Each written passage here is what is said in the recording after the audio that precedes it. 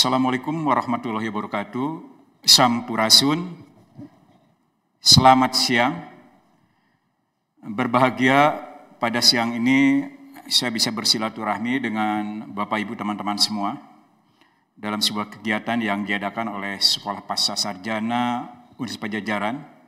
Tentunya untuk itu saya ingin menyampaikan terlebih dahulu ucapan terima kasih kepada Bapak Dr. Setiawan selaku Dekan Sekolah Pasca Sarjana yang telah memberikan kesempatan kepada saya dari Pusat Riset Pengembangan dan Pemberdayaan Desa untuk bersilaturahim, mengenalkan dan sekaligus menyampaikan gagasan-gagasan yang berkaitan dengan desa di Indonesia.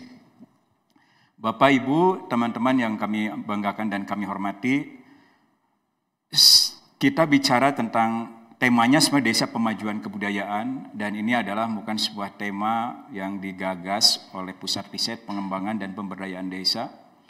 Tentunya namun demikian yang perlu juga kami sampaikan, sebelumnya kami mohon izin untuk menyampaikan terlebih dahulu, barangkali ada di antara Bapak Ibu, teman-teman semua yang belum memahami, belum tahu tentang Pusat Riset Pengembangan dan Pemberdayaan Desa.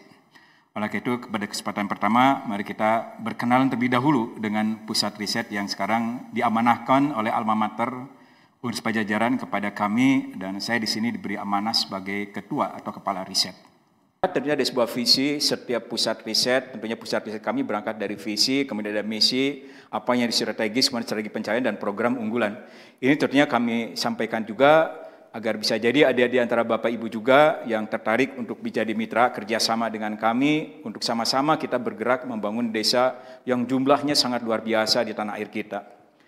Visi kami adalah visi yang disesuaikan dengan visi Universitas Pajajaran, di mana visi UNPAD itu pada 2020-2024 mencapai universitas bereputasi dunia dan berdampak pada masyarakat. Itu ada dalam Renstra 2020-2024. Sehingga visi kami pada 2021-2026 adalah menjadi puris penguat daya hidup.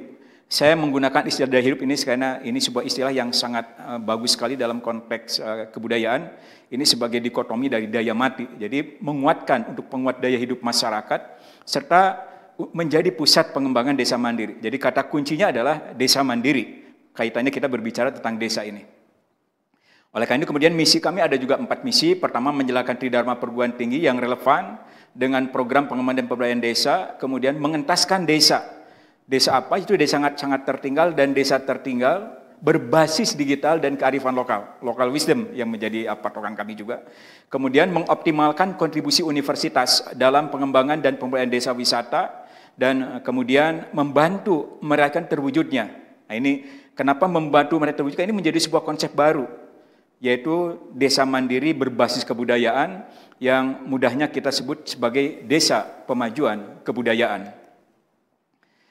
Nah, kalau kita bicara desa, teman-teman semua, maka ada 6 isu strategis sebenarnya yang selalu mengemuka setiap kita bicara tentang desa, termasuk isu terbaru yang sekarang menjadi salah satu bahasan kita pada siang ini, yaitu pertama desa sangat tertinggal dan desa tertinggal. Isu pertama, jadi kita bicara desa itu yang strategis, ada isu tentang desa tertinggal, desa sangat tertinggal, bicara tentang desa mandiri, bicara tentang BUMDes, desa wisata, kampus merdeka. Karena kampus merdeka salah satu program di kampus merdeka, di 8 program itu adalah tentang membangun desa, dan kemudian desa pemajuan kebudayaan.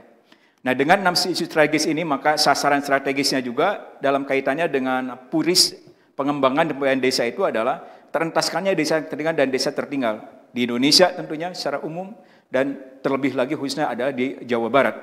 Kemudian meningkatnya jumlah desa mandiri, karena nanti akan kita lihat seperti apa sih sebenarnya konstruksi desa-desa di Indonesia. Kemudian meningkatnya jumlah BUMDes yang aktif. Karena kalau kita bicara BUMDes, masih sangat dikit BUMDes yang bisa dikatakan aktif, bisa beroperasional sebagaimana tentunya yang diharapkan turut membantu ekonomi desa. Kemudian meningkatnya jumlah desa wisata, terwujudnya desa pemajuan kebudayaan, dan kemudian terwujudnya KKN tematik di luar desa mandiri. Jadi dalam konteks KKN tematik kaitannya dengan kampus merdeka, puris kami lebih berikan fokus kepada desa-desa yang bukan termasuk kategori atau klasifikasi desa mandiri. Strategi pencapaian tentunya dilakukan dengan pengentasan desa sangat tertinggal dan desa tertinggal, peningkatan jumlah desa mandiri, pembangunan dengan desa, pembangunan pemberdayaan desa wisata, kemudian pembangunan desa pemajuan kebudayaan, dan pelaksanaan KKN tematik di luar desa mandiri. Nah, program unggulan oleh karena itu, Bapak, Ibu semua, teman-teman semua, ada 6 program unggulan kami. Ya. Dan 6 program unggulan ini menjadi suatu juga yang tentunya penting untuk kita pahami bersama-sama. Ya. Pertama adalah pengembangan desa wisata, kedua pengembangan desa pemajuan kebudayaan, ketiga pengembangan BUMDes, keempat pemberdayaan masyarakat, kemudian digitalisasi, optimalisasi KKN tematik, Merdeka Belajar, Kampus Merdeka. Jadi ini yang menjadi 6 program unggulan Pusat Riset Pengembangan dan Pemberdayaan Desa Universitas Padjadjaran. Mudah-mudahan dengan kami sampaikannya program unggulan ini menjadi pengetahuan tentunya bagi Bapak Ibu, teman-teman semua, baik yang dalam institusi pemerintahan maupun yang di luar institusi pemerintahan, untuk bisa sama-sama kita bekerja sama bagaimana menjadikan desa-desa Indonesia menjadi desa mandiri, tentunya desa yang betul-betul mampu mensejahterakan masyarakat yang menjadi penghuni dari rumah desa tersebut. Nah, ini saya kira Kampus Merdeka untuk lebih menegaskan kepada Bapak Ibu teman-teman semua. Jadi Kampus Merdeka untuk SDM unggul itu satu ada konsep membangun desa. Di samping pertukaran mahasiswa, magang, ini Kampus Merdeka sebuah gagasan yang sangat bagus saya kira dari seorang Mas Menteri Nadiem Makarim, dan saya sangat memberikan apresiasi untuk program Kampus Merdeka ini karena Kampus Merdeka menjadikan mahasiswa kita lebih cepat dan lebih lama lagi berinteraksi dengan lingkungan sosialnya. Mereka tidak terlalu lama di kampus, tapi mereka hadir di tengah masyarakat, dan satu di antara hadir di tengah masyarakat desa. Nah, ini juga kami tentunya mengambil peluang ini untuk sama-sama dengan para mahasiswa agar bisa bersama-sama membangun desa, tentunya berbeda dengan konsep KKN. Karena dalam konteks membangun desa melalui Kampus Merdeka itu mahasiswa harus hadir desa itu kurang lebih 5 hingga 6 bulan. Jadi sesuai dengan SKS, kalau misalnya itu total SKS ada 20 SKS untuk hadir di desa untuk membangun desa melalui program Kampus Merdeka. Nah, ini saya kira ini yang kegiatan terakhir kami, ini masih banyak foto yang pernah tentunya kami lakukan, tapi ini kegiatan pada akhir bulan Desember kemarin di mana kami meresmikan sebuah desa di Majalengka, Desa Mirat menjadi desa wisata, juga nanti menjadi desa pemajuan kebudayaan. Ini adalah Tugu yang namanya Tugu Destinasi Pariwisata. Ini diresmikan oleh Wakil Rektor Bidang Riset dan Inovasi Padjadjaran, Profesor Dr. Hendar Mawan. Jadi pada bulan Desember kemarin. Jadi ini kegiatan kami, dan ini tentunya akan terus kami lakukan kaitannya dengan upaya pengembangan pemberdayaan desa. Nah, Bapak Ibu teman-teman semua, tadi kita bicara desa, berarti kita bicara tentang suatu apa dan bagaimana desa. Kita perlu mengenal desa, seperti apa kita di desa. Kenapa kita masih bergerak di desa, dan kenapa kita harus desa yang menjadi fokus kita. Oke, kita pahami Bapak Ibu teman-teman semua. Jadi kita menggunakan banyak saya kira pendekatan desa ya, desa yang pernah dulu digunakan, ada desa swasembada, desa sembada dan sebagainya. Sekarang kita menggunakan desa sebagaimana yang dibuat oleh Kementerian Desa Pembangunan Daerah Tertinggal dan Transmigrasi. Ini ada sebuah konsep yang 2016 di mana desa dibagi atas 5 klasifikasi besar. Pertama, desa sangat tertinggal yang merupakan klasifikasi paling bawah. Kemudian desa tertinggal, desa berkembang, desa maju dan desa mandiri. Nah, ini 5 klasifikasi desa ini. Nah, fokus kami tadi kami katakan, fokusnya di desa tertinggal dan desa sangat tertinggal. Untuk bagaimana? Untuk menjadikan mereka desa mandiri. Demikian juga desa maju dan juga desa berkembang. Bagaimana karakteristik tiap desa ini seperti ini. Misalnya yang namanya desa sangat tertinggal itu adalah masuk desa Pratama, desa yang mengalami kerentanan karena masalah bencana alam. Goncangan ekonomi dan konflik sosial sehingga tidak berkemampuan mengolah potensi sumber daya sosial, ekonomi dan ekologi, serta mengalami kemiskinan dalam berbagai bentuknya. Jadi ini pada level desa yang paling sangat pertama ini. Jadi pada level paling bawah itu desa yang tertinggal. Naik sedikit ke atas ada menjadi desa tertinggal yang disebut juga dengan desa Pramadya. Kemudian naik atas lagi desa berkembang atau desa Madya. Di atas berkembang ada desa maju atau desa Prasembada, dan desa mandiri disebut dengan desa Sembada. Ini 5 klasifikasi desa, dan ini yang menjadi sekarang bisa dikatakan klasifikasi desa-desa di Indonesia yang digunakan oleh Kementerian Desa Pembangunan Daerah Tertinggal ya. Jadi ini saya kira yang akan menjadi fokus kita bagaimana kita membangun desa itu. Nah, apa yang menjadi dasar dari Kemendes di dalam mengklasifikasikan desa ini ada 3 dimensi. Pertama, dimensi ketahanan sosial. Kedua, dimensi ketahanan ekonomi, dan ketiga, dimensi ketahanan ekologi.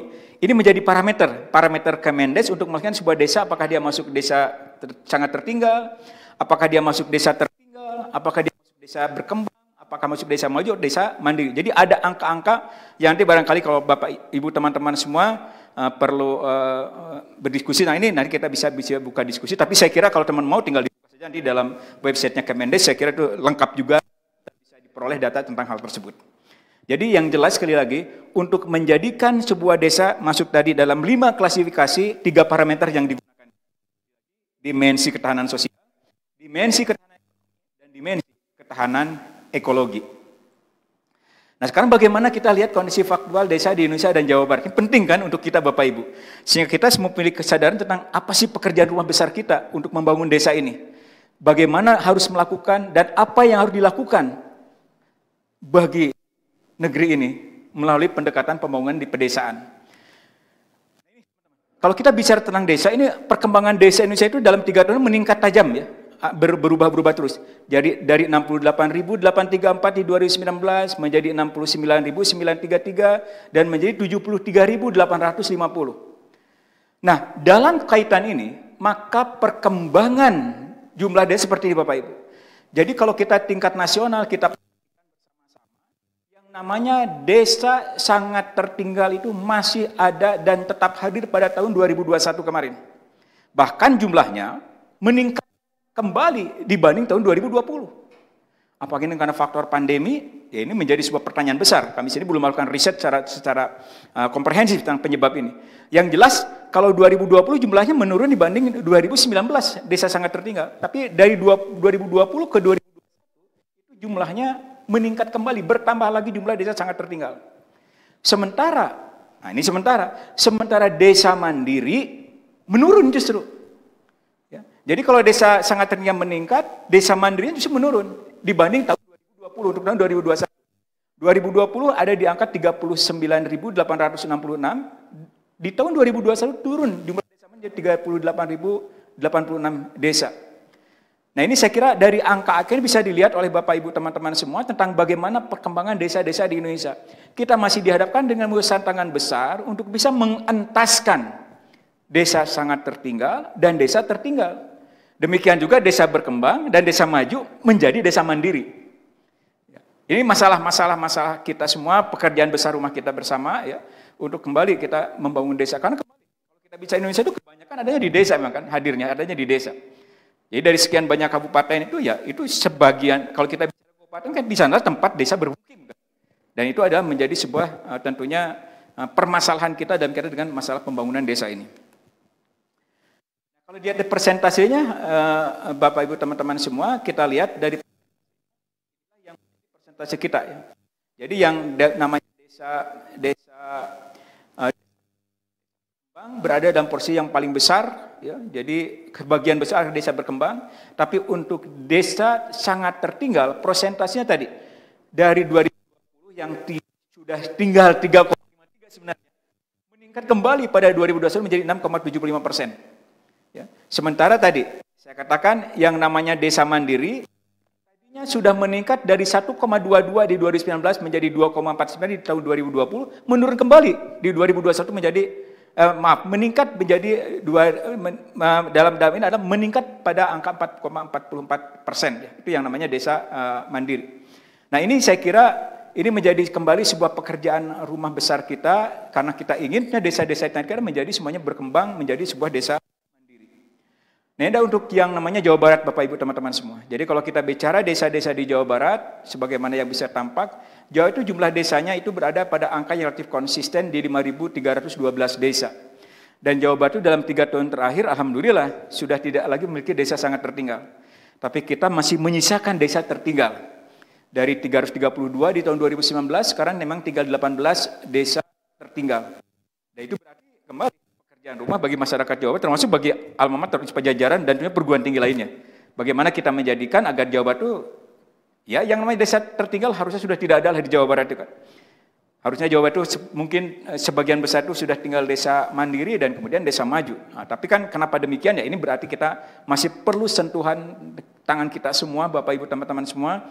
Tentunya tidak hanya ada yang ada dalam perguruan tinggi, tapi juga di luar perguruan tinggi untuk sama-sama kita membangun desa di Indonesia dan khususnya di Jawa Barat. Nah, ini persentasenya. Saya kira kalau kita bicara jumlah desa yang tadi jumlah desa yang ada di Jawa Barat. Jadi kita lihat jelas jumlah desa sangat tertinggal sudah tidak ada, tapi yang namanya jumlah desa tertinggal masih ada, dan jumlah desa berkembang menurun jumlahnya kalau kita perhatikan. Tapi yang namanya desa mandiri Jawa Barat mengalami perkembangan yang sangat pesat dari 97 di tahun 2019 menjadi 270 dan kemudian menjadi 586 desa mandiri. Tapi tentunya kalau dibandingkan dengan jumlah desanya, jumlah desa mandiri baru 11,03% dari total jumlah desa, yang sebenarnya mengalami kenaikan dibanding 2020 yang 508, apalagi dibanding tahun 2019 yang ada 1,76.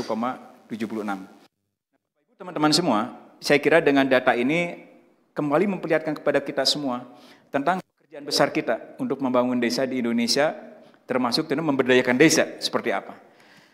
Baik, kita dengan demikian teman-teman, Bapak Ibu semua, tantangan besar kita dalam konteks desa sudah membangun desa mandiri. Klasifikasi tertinggi dari klasifikasi desa oleh Kementerian Desa. Ya, jadi bagaimana menjadikan desa-desa di tanah air, desa Indonesia menjadi sebuah desa-desa mandiri, lebih di Jawa Barat, sebuah provinsi yang paling dekat dengan ibu kota kan di Jawa Barat itu kan, logikanya ya sebagian desa itu harusnya sudah menjadi desa mandiri. Nah, dalam desa mandiri, Bapak Ibu teman, membangun desa mandiri semua banyak pendekatan yang sudah dilakukan. Sekali lagi, banyak pendekatan yang sudah dilakukan.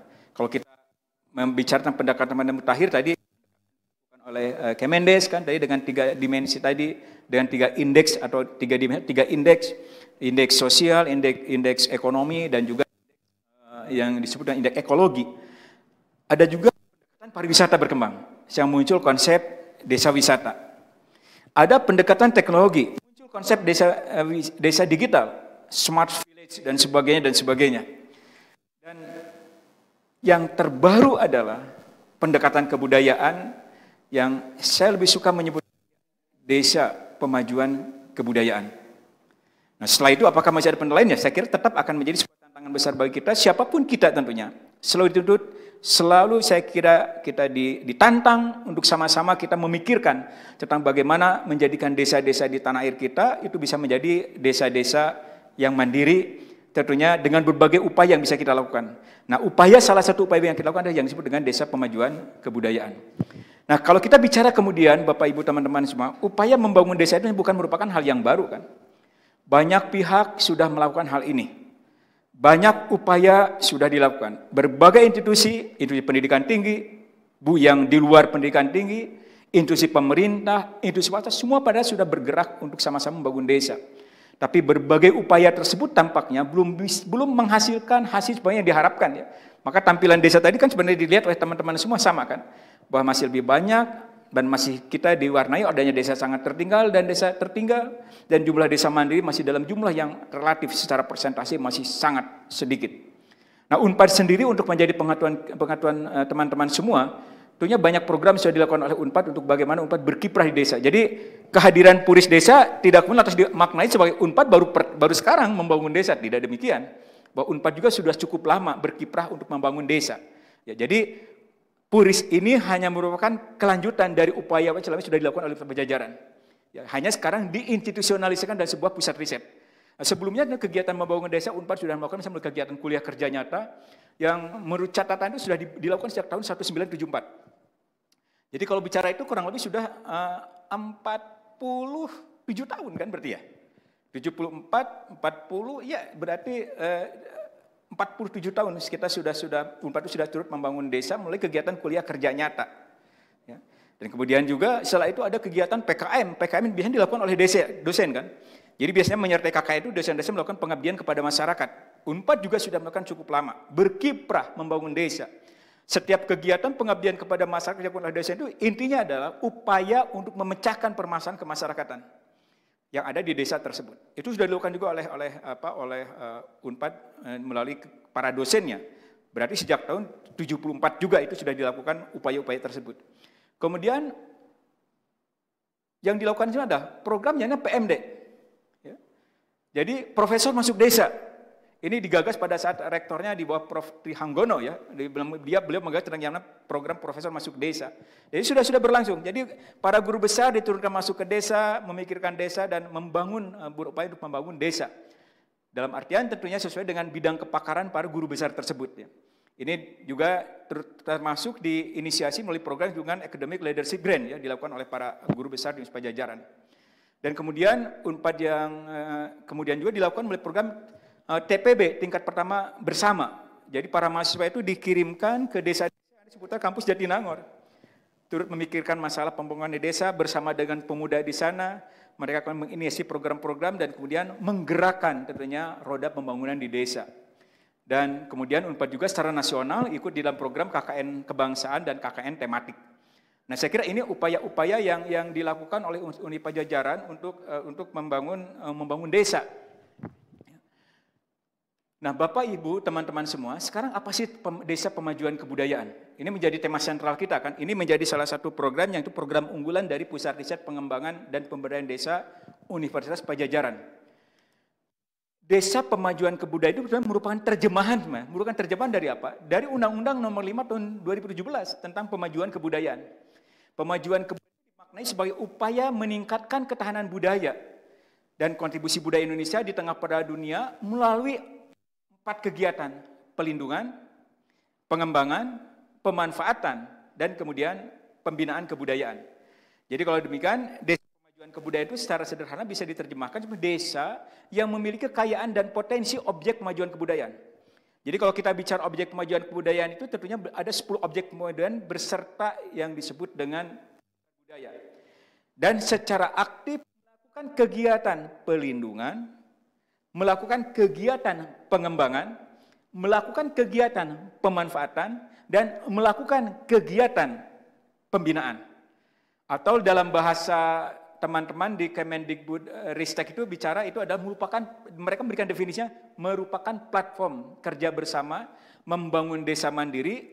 Tujuannya desa mandiri kan, melalui peningkatan ketahanan budaya dan kontribusi budaya desa di tengah peradaban dunia.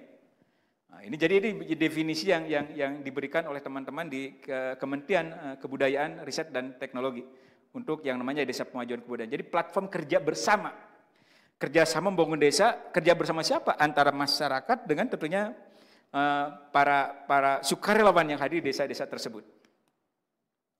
Nah, saya kira ini pelindungan ya, upaya pelindungan. Kalau kita tadi kan ada 4 tahapan pelindungan, juga perlu dipahami teman-teman semua agar kita tahu. Kalau di dalam Desa Pemajuan Kebudayaan itu kegiatan apa saja. Jadi pelindungan itu melalui inventarisasi, pengamanan, pemeliharaan, penyaluran, dan publikasi. Kemudian juga pengembangan, itu seperti definisinya pada kita bicara pengembangan.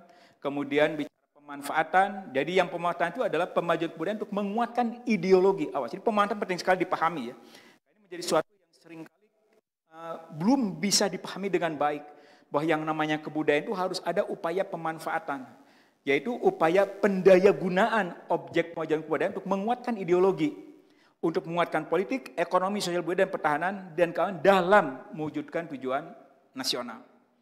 Nah, kemudian pembinaan, saya kira ini yang dipahami pembinaan, yaitu upaya pemberdayaan sumber daya manusia kebudayaan, tentunya lembaga kebudayaan dan kebudayaan dalam meningkatkan dan memiliki peran aktif dan inisiatif masyarakat.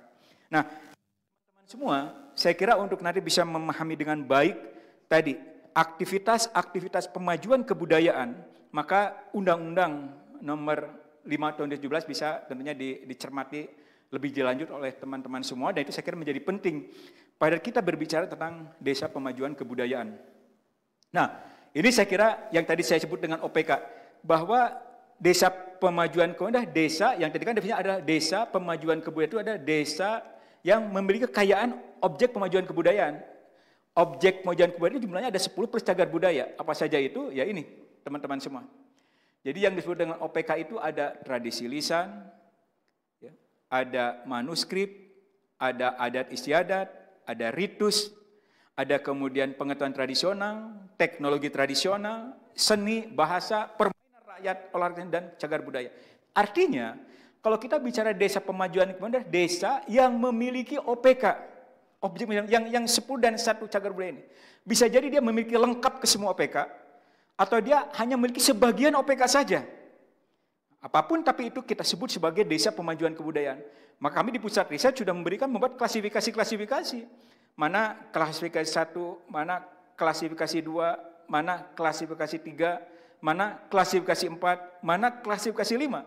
Kami belum bisa memberikan nama, ya, karena kami masih mencari nama yang tepat, karena ini kan pendekatan kebudayaan kan.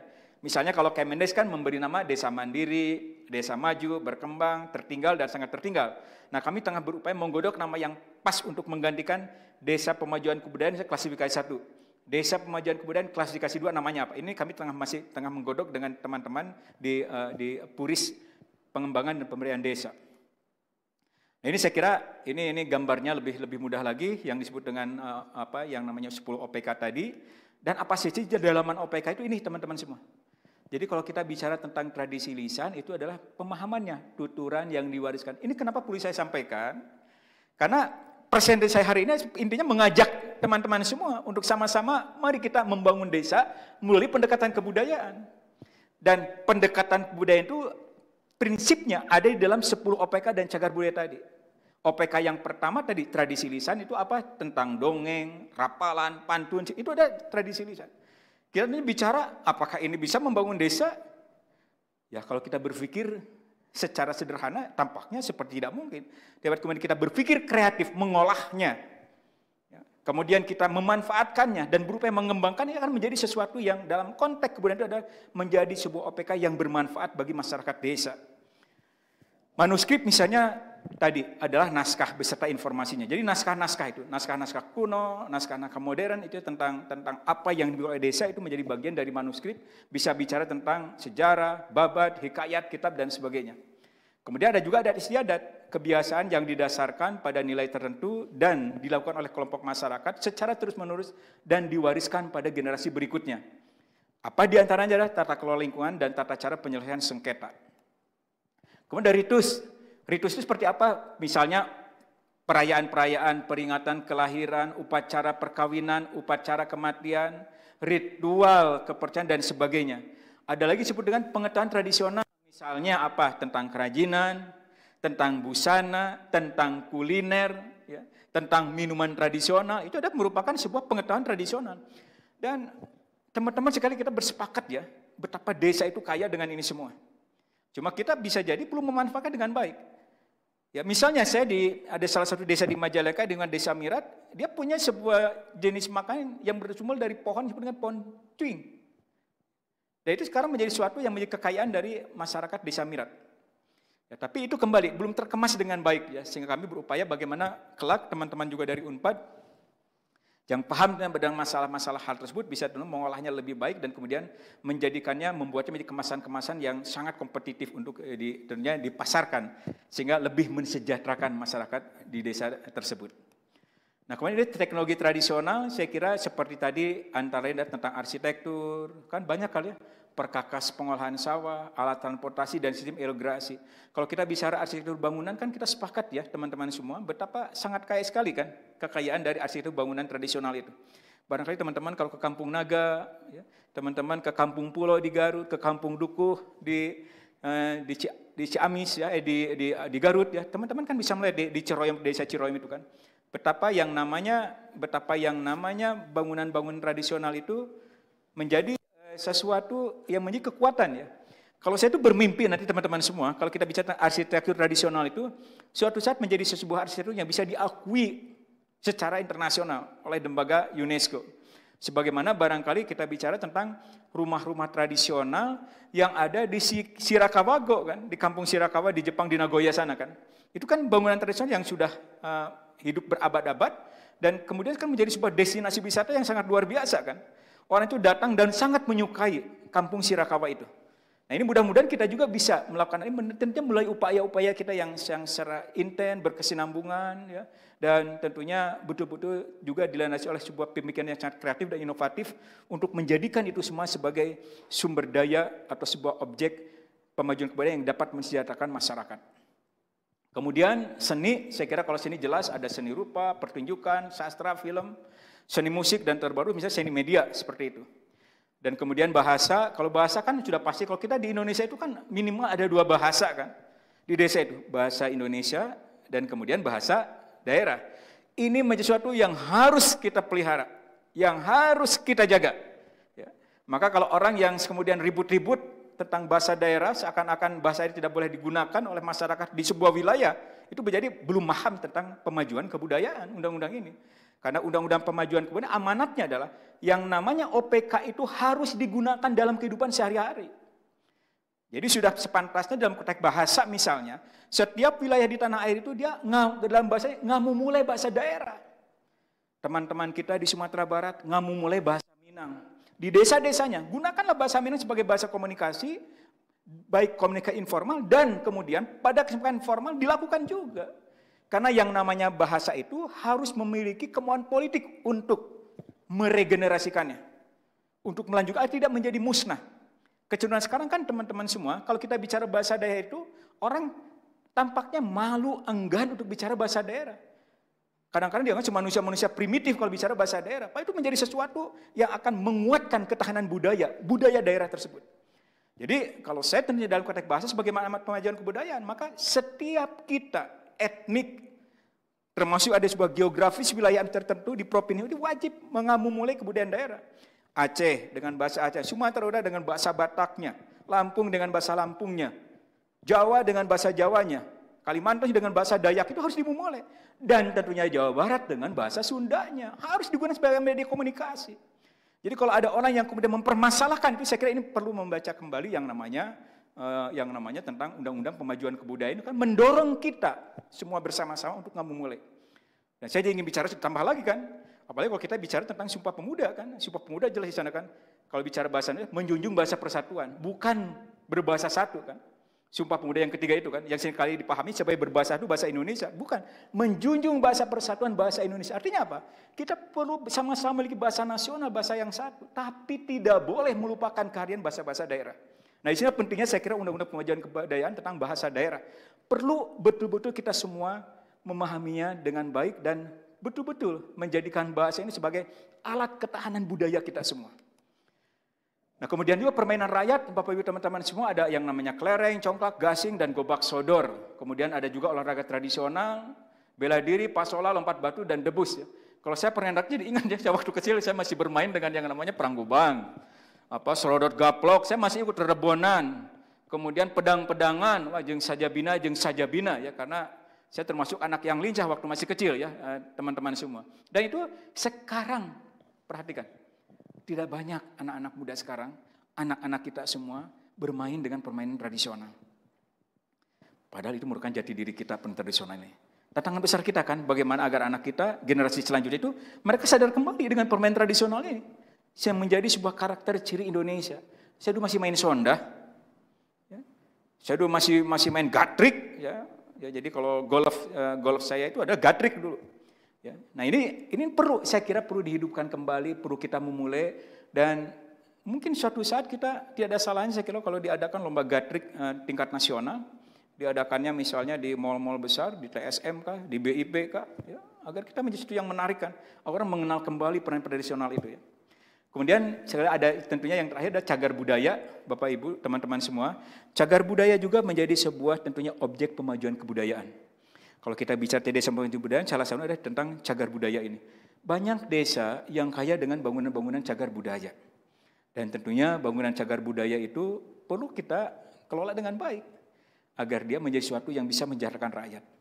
Coba teman-teman semua, kalau teman-teman pikirkan, kalau teman-teman yang pernah keluar negeri, terutama negara-negara Eropa, sejauh mata memandang, kekuatan wisata mereka hanya satu, yaitu bangunan-bangunan cagar budaya, heritage, tidak yang lain.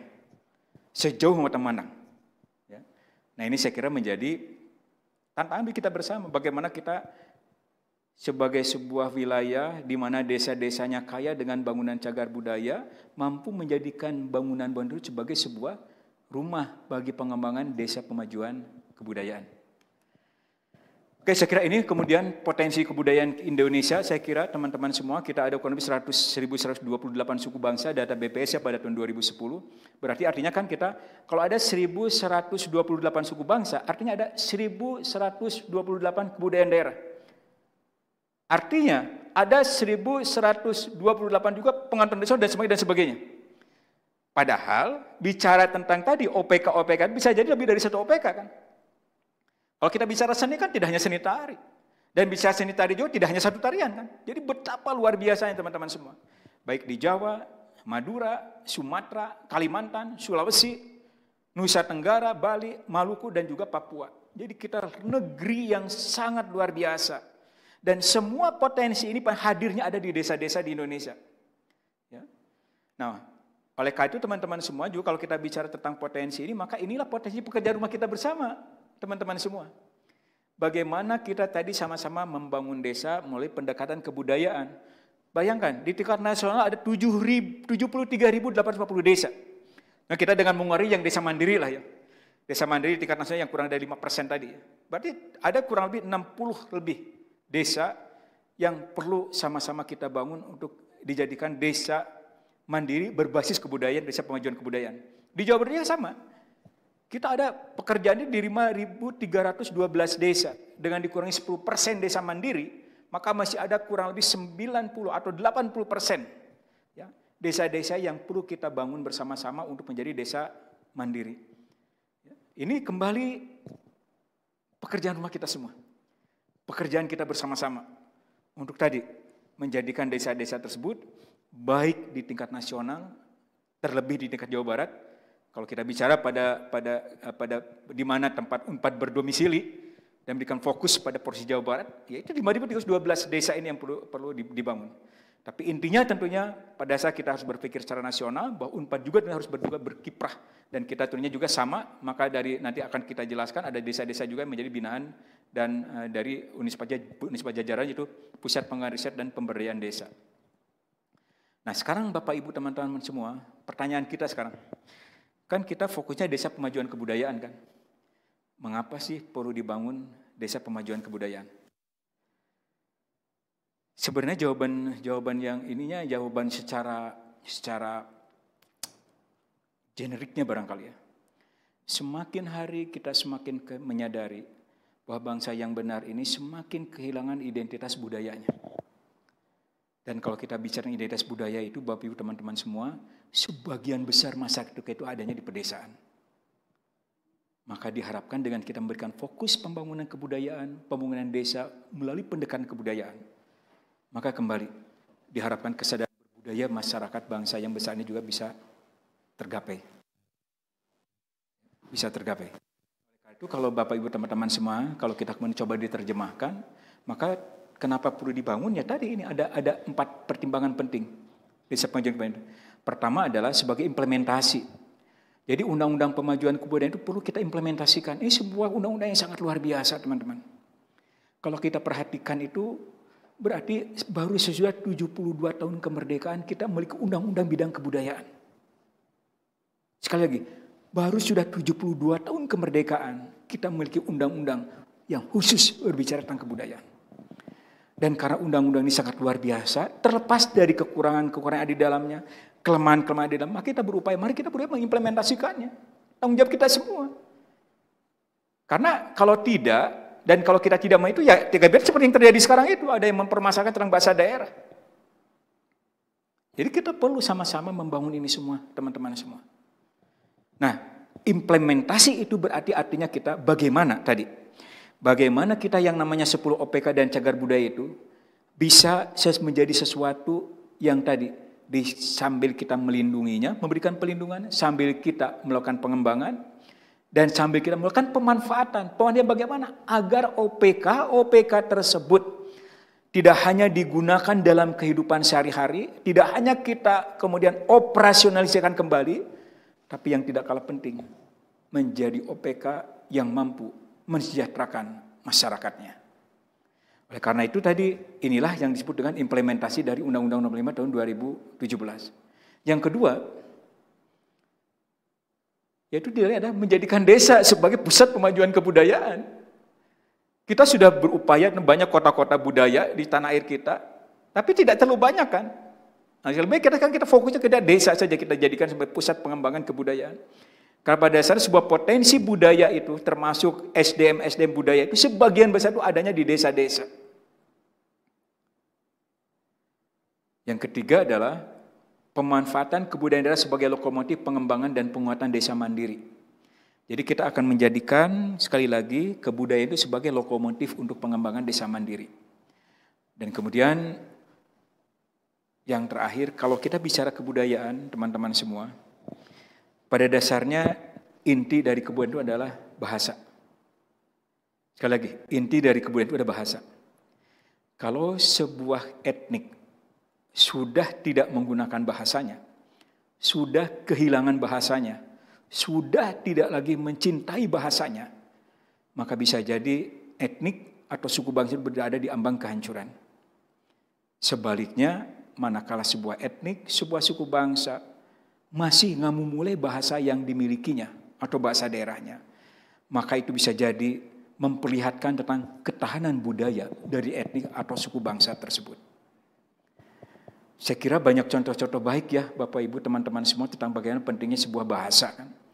Saya kira kalau kita bicara negara-negara yang kemudian sekarang tinggal sebuah nama seperti Yugoslavia dan Uni Soviet, salah satu penyebabnya kan karena mereka tidak punya bahasa nasional. Bahasa yang bisa mengikat semua warga negaranya. Kalau kita punya bahasa nasional, yaitu bahasa Indonesia, menjunjung bahasa persatuan, bahasa Indonesia. Tapi tentunya karena realitas kita yang namanya bahasa nasional itu lahir sesudah bahasa daerah kan. Bahasa itu lahir terlebih dahulu kan. Bahasa itu yang menjadi kekayaan awal dari negeri kita, yang menjadikan kita multikultural. Maka dengan menjadi desa itu menjadi pusat pelindungan, pusat pengembangan, pusat pemanfaatan, pusat pembinaan bahasa daerah. Tadi saya katakan, sudah saatnya lah sekarang desa-desa kembali menggunakan bahasa daerah sebagai bahasa komunikasi, baik bahasa informal maupun formal. Sesuai dengan tempat di mana desa itu berada secara geografis, secara wilayah administratif pemerintahan. Kalau dia adanya di Jawa Tengah, Jawa Timur, gunakan bahasa Jawa. Tidak jadi masalah kalau kepala desa suatu saat rapat dengan menggunakan bahasa Jawa. Tentunya tidak harus kemudian selamanya demikian. Tapi dia sekali waktu memilih bahasa Jawa, bahasa pengantar rapat. Tidak jadi masalah. Dan bahkan harus dilakukan. Tentunya kita tidak bicara apakah itu berarti kita memperlihatkan sebuah tindakan yang etnosentris. Tidak. Justru kita junjung sama-sama bahasa daerah demikian. Sekali lagi, undang-undang ini mengamanatkan pada kita menggunakan OPK sebagai dalam kehidupan sehari-hari. Dan kita kewajiban juga untuk meregenerasikannya. Maka kita telah melakukan upaya-upaya penguatan ketahanan budaya bangsa. Ini penting sekali ya, dalam konteks bahasa itu. Sehingga dengan demikian kembali dengan kita memulai bahasa daerah, maka diharapkan juga ketahanan budaya dari sebuah bangsa, dari sebuah suku bangsa juga menjadi sebuah kuat. Kalau suku bangsa kuat, pasti bangsa kuat kan Bapak Ibu teman-teman semua. Dan itu ada sekali di bahasa. Maka kami ingin ternyata melalui pendekatannya ada bahasa digunakan. Sekarang kan kalau kita ke desa, seringkali orang desa bicara dengan bahasa Indonesia kan seperti sieun, ketakutan bicara bahasa daerah. Ya.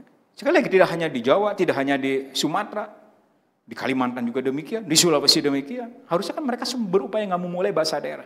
Di Maluku demikian, di Papua juga demikian. Meskipun di Papua kekuatan bahasa daerah lebih kuat, lebih unggul mereka. Tapi intinya bahwa ini adalah menjadi sebuah pekerjaan rumah kita bersama untuk memulai bahasa daerah karena bahasa itu menjadi kasarnya tiangnya dari sebuah kebudayaan. Saya selalu teringat teman-teman, saya membaca sebuah tulisan dari seorang guru besar di Universitas Pajajaran. Dia bercerita begini tentang bahasa. Al-Kisah katanya. Pada tahun 2500 di sebuah mal besar di kota Bandung, tiba-tiba listrik padam. Semua orang lari ke sana kemari. Karena semua orang kan takut dengan kegelapan. Lari.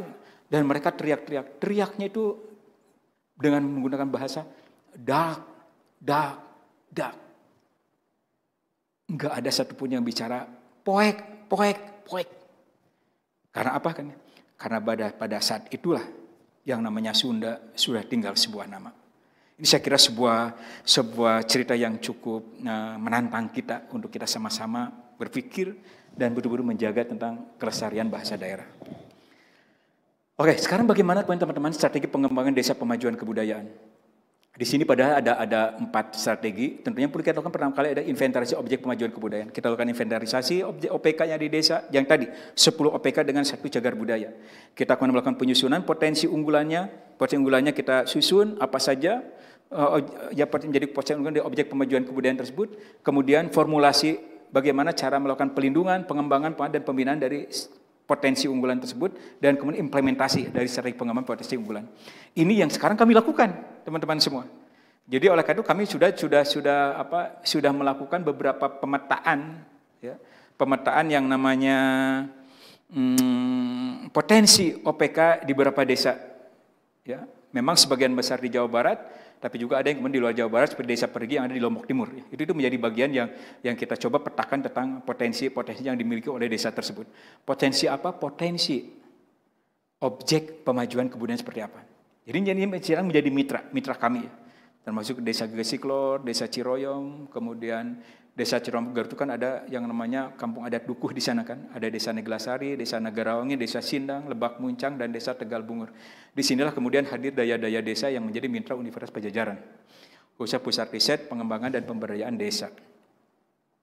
Nah kemudian teman-teman semua, tentunya juga pertanyaan kita selanjutnya adalah bagaimana kita semua menggunakan kebudayaan daerah kan. Karena kita sekarang seperti menganggap kebudayaan tidak akan bisa, apalagi kita banyak diperlihatkan tentang sebuah realitas tentang ketidakberdayaan kebudayaan daerah menghadapi perubahan zaman yang sangat luar biasa ini.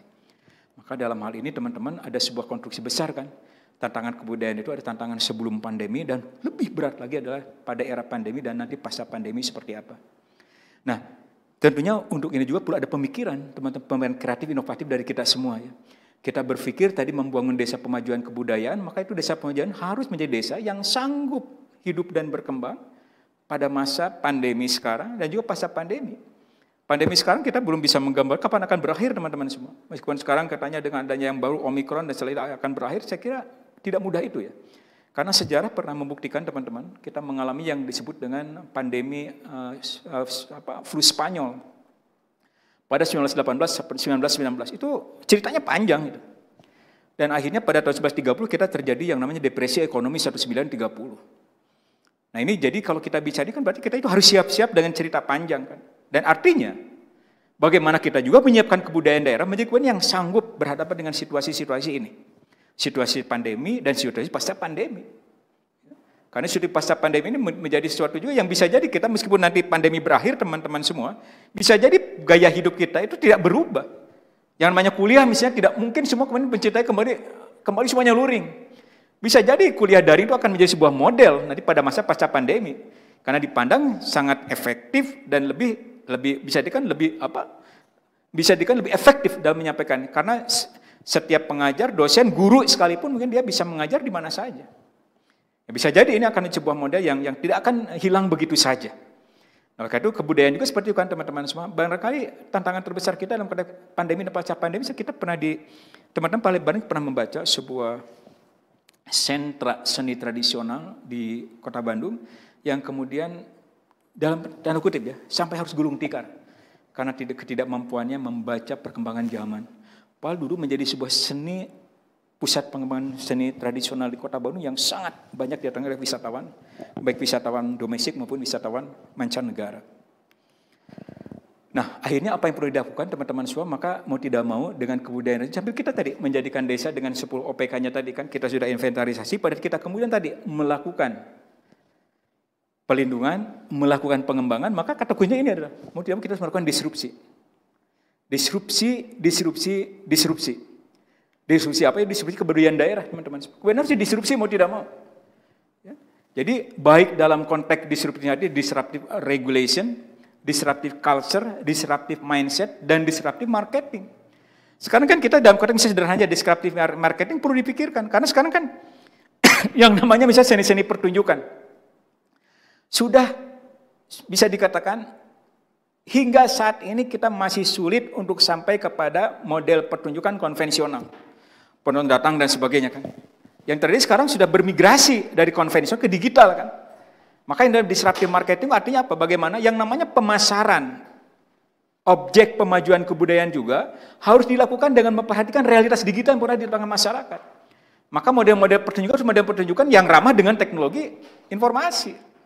Itu disruptive marketing kan, itu kan pemasaran kan dia kan. Tapi sebagai saya sampaikan teman-teman semua, pada kita melakukan pelindungan kebudayaan, pelindungan OPK, maka kata akhirnya adalah bagaimana OPK itu bisa bermanfaat bagi masyarakatnya. Dan agar dia bermanfaatkan, biasanya dan pasti akan diharuskan bahwa APK itu kemudian mampu dia menjadi sesuatu yang bisa mendatangkan, bisa membangun kesejahteraan bagi masyarakat desa. Dan satu dan tadi melalui marketing kan, pemasaran itu kan, dan itu harus dilakukan disruptive marketing. Disruptive mindset jelas ya kira-kira Bapak Ibu teman-teman, yang namanya kodifikasi perlu kita lakukan, disruptive culture jadi disruptive regulation. Nah ini tentunya nanti menjadi sebuah bagian diskusi kita ya teman-teman semua, bagaimana dilakukan, tapi intinya bahwa kita sekali lagi kebudayaan daerah juga harus kita sama-sama bangun kembali. Yang namanya permainan tradisional tadi yang saya sebutkan, itu tadi melalui pendekatan disrupsi ini bisa tapi menjadi menarik kembali. Yang bisa jadi nanti yang namanya permainan tradisional itu bisa kita tampilkan, bisa menjadi sebuah ketangkasan, sebagaimana kalau sekarang ada misalnya ada di mal-mal besar. Nah, nanti barangkali itu menjadi sebuah permainan ketangkasan yang bisa dijual kepada masyarakat. Oke, nah dalam hal ini tentunya sebagai sebuahnya kebudayaan seni, teman-teman, dan salah satu OPK itu adalah seni kan, misalnya jadi dilakukan mulai reformasi kebudayaan daerah, kemudian melalui inventarisasi, dokumentasi, digitalisasi, dan kemudian rekonstruksi tampilan model pertunjukan. Jadi model pertunjukan harus disesuaikan dengan realitas digital saat ini. Tidak bisa lagi kita berpikir secara konvensional. Sekarang maka sudah saatnya bagaimana yang namanya seni-seni tradisi juga bisa bermigrasi dalam konteks pertunjukannya, tidak lagi berpikir secara konvensional, tapi harus berpikir secara digital, melalui pendekatan tadi, pendekatan baru, pendekatan yang ramah dengan teknologi informasi. Nah ini teman-teman semua saya kira kalau kita bicara tentang nanti dengan objek pemajuan kebudayaan, maka 10 OPK dan cagar budaya itu pada dasarnya harus bersikap ramah dengan realitas digital sebagai penciri Society 5.0. Jadi intinya bagaimana? Harus kita mengoptimalisasikan sosial media. Jadi kebudayaan daerah itu seramah dengan sosial media. Itu harus dilakukan sekarang itu. Ya. Dan tentunya teman-teman kita semua diharapkan bisa menjadi orang-orang, menjadi bagian-bagian yang turut bisa bersama-sama dengan masyarakat desa memigrasikan kebudayaan daerah, salah satunya melalui memigrasikan dengan mendekatkan dengan masyarakat digital sebagai pencipta Society 5.0 ini. Baik itu melalui YouTube, WhatsApp, Facebook, Instagram, Twitter, Line, dan sebagainya. Nah ini saya kira apa yang saya maksudkan dengan disrupsi yang dilakukan dengan kebudayaan daerah. Dan ini yang terakhir teman-teman semua, saya kira kenapa ini penting, ramah dengan masyarakat digital, karena realitas kita sudah menjadi masyarakat digital. Ya. Saya masih ingat teman-teman semua dalam sebuah kesempatan kunjungan saya ke sebuah desa di di Pangandaran. Pada saat kemudian bertemu dengan kepala desanya, kepala bicara begini kan, Pak, ibu-ibu di dieu mah sih, ibu-ibu di dieu nyebat nate, ibu-ibu di dieu mah sih, mun kejo biasa we, cenah jiga teu kunana. Mun kejo biasa we teu kunana. Tapi mun geus teu gaduh pulsa babaling satan. Artinya apa? Itu menggambarkan tentang apa yang bisa jadi. Yang jadinya makanan pokok itu sudah bergeser, bukan lagi beras, tapi sekarang itu pulsa, bisa jadi seperti itu kan. Nah itu masyarakat desa itu sudah seperti itu kan. Apalagi di perkotaan kan. Dan ini saya kira ini tampak sekali teman-teman semua dari gambaran atau riset yang dilakukan oleh VR Social. Dia bicara tentang realitas masyarakat digital Indonesia. Ini saya mengambil masih data 2021 ya, yang 2022 ini belum saya peroleh ya. Tapi saya masih sudah bisa kita akses sebenarnya. Jadi saya baru 2021 tentang bagian realitas masyarakat digital kita. Ini maksud saya tampilkan teman-teman semua untuk menggambarkan bahwa kita membangun desa pemajuan kebudayaan melalui membangun desa melalui pendekatan kebudayaan dengan menjadikan sebagai desa pemajuan kebudayaan dengan berbasis kepada 10 OPK. Maka dan cagar budaya, maka itu juga dilakukan dengan memperhatikan tadi realitas masyarakat digital ini. Sehingga setelah kita melakukan inventarisasi, kita melakukan penyusunan potensi unggulan, kita membuat strategi. Ada strategi yang harus seperti ini, mampu menjawab, menyesuaikan dengan realitas masyarakat digital. Perhatikan saja teman-teman semua, dari total penduduk 274 juta yang diakses 0,9 ya, yang diakses oleh VR Sosial, itu yang justru memiliki mobil connection-nya itu 345 juta. Artinya apa? Tidak sedikit dari penduduk kita yang memiliki lebih dari satu provider kan. Itu luar biasa sekali kan teman-teman. Dan pengguna internetnya sudah pada angka 73,7%. Bisa jadi sekarang mungkin udah ke angka 80% ya. Pada saat kita menghadapi pandemi ini kan. Dan kemudian yang aktif menggunakan media sosial ada di angka 61,8%. Ini adalah realitas teman-teman semua. Realitas yang kita bantah. Yang mengharuskan kita ramah dengan realitas ini. Termasuk kebudayaan daerah itu. Saya kira kemudian yang ini masalah penggunaan internet juga, saya kira seperti ini teman-teman semua. Jadi total dari pengguna itu 202 juta. Dan kemudian kalau kita bicara dari total persentasenya 73%, kemudian perubahan per tahun itu berada di angka 15,5% atau 27 juta. Dan perhatikan, penggunaan internet dalam satu hari itu ada di angka 8 jam 52 menit. Padahal bisa jadi ada di antara teman-teman yang sekarang sudah 24 jam penuh menggunakan internet kan. Termasuk diri saya juga sekarang. Apalagi kemarin kan yang namanya anak juga harus kemudian mereka sekolah daring dan sebagainya kan. Jadi bisa jadi sekarang sudah tidak mudah lagi bagi orang tua misalnya untuk bisa melepaskan ketergantungan anaknya dari handphone atau misalnya smartphone dan sebagainya. Nah saya kira ini kemudian teman-teman 8 jam 52 menit penggunaannya bagaimana, ini We Are Social menggambarkan yang dengan sangat bagus. Ada yang digunakan untuk melihat televisi, ada menggunakan sosial media sebagai jam yang paling banyak 3 jam 14 menit tuh. Sebagian besar menggunakan untuk sosial media. Jadi kemudian yang digunakannya juga untuk memainkan video, podcast ya, dan juga kemudian broadcast radio dan juga streaming musik streaming. Nah, saya kira ini juga memberikan gambaran. Maksudnya apa teman-teman semua? Dengan kita melihat ini, maka kita apa yang harus kita bangun dengan OPK tadi? Kalau kita bicara tentang sosial media itu harus apa sosial media yang kita pilih? Kalau kita bangun YouTube, bagaimana caranya? Ini data ini memberikan gambaran kepada kita semua. Dan saya kira ini kemudian website yang paling populer di negeri kita dari mulai Google, YouTube, Facebook, WhatsApp, Tribun News, kemudian Brandly, Instagram dan sebagainya. Dan juga saya sosial media sama streaming videonya seperti itu. Nah saya kira itu teman-teman saya bisa sampaikan. Selagi intinya yang ingin saya sampaikan, saya mengajak kepada Bapak Ibu teman-teman semua, mari sekarang sudah banyak upaya yang dilakukan untuk bisa membangun desa. Semua sebenarnya kita semua diharapkan atau ditantang untuk sama-sama bagaimana menjadikan desa-desa yang tadi secara nasional berjumlah 73.000 lebih itu menjadi desa-desa mandiri. Dan bagaimana pula agar desa-desa di Jawa Barat yang jumlahnya 5.000 lebih itu juga sebagian besar atau bahkan sudah bisa menjadi desa mandiri. Dan itu Jawa Barat itu menjadi satu keharusan. Karena itu kan wilayah yang berbatasan dengan ibu kota kan. Betapa sangat ironinya kalau desa di Jawa Barat menjadi desa tertinggal. Dan betapa sedihnya kita juga kalau di tingkat nasional masih banyak desa-desa sangat tertinggal dan desa tertinggal. Nah pekerjaan ini tentunya teman-teman semua tidak mungkin kita lakukan secara individual, kita lakukan secara sendiri-sendiri, tapi kita harus bekerja bersama-sama. Kata orang Sunda bilang, kita harus pahuyuk-huyuk leungeun bersama-sama membangun desa di tanah air kita, agar kembali dengan upaya bersama ini diharapkan tidak lama lagi kita akan melihat bangunan desa Indonesia menjadi bangunan desa-desa mandiri, desa-desa yang betul-betul mampu mensejahterakan masyarakatnya. Dan melalui kebudayaan pula, maka desa disebut juga tampil menjadi desa-desa budaya, desa pusat kemajuan kebudayaan, desa yang sadar tentang keberadaan bahasa daerah sebagai bahasa komunikasi yang perlu dilindungi, perlu dikembangkan, perlu dimanfaatkan, dan perlu dibina. Karena sekali lagi, bahasa daerah atau bahasa adalah tulangnya dari kebudayaan, tiangnya kebenar bahasa. Pada bahasa kuat, maka sebuah kebudayaan itu akan memiliki ketahanan budaya yang kuat. Pada sebuah bahasa lemah dan apalagi semakin tidak banyak digunakan atau jarang digunakan atau bahkan sudah tidak digunakan sama sekali, maka artinya kebudayaan tersebut tinggal menunggu ajalnya saja. Terima kasih, selalu semangat, tetap semangat untuk membangun desa bagi negeri kita tercinta, negara kesatuan Republik Indonesia, sehingga kita sama-sama akan kelak tersenyum bahwa kita sudah melihat masyarakat desa yang sejahtera.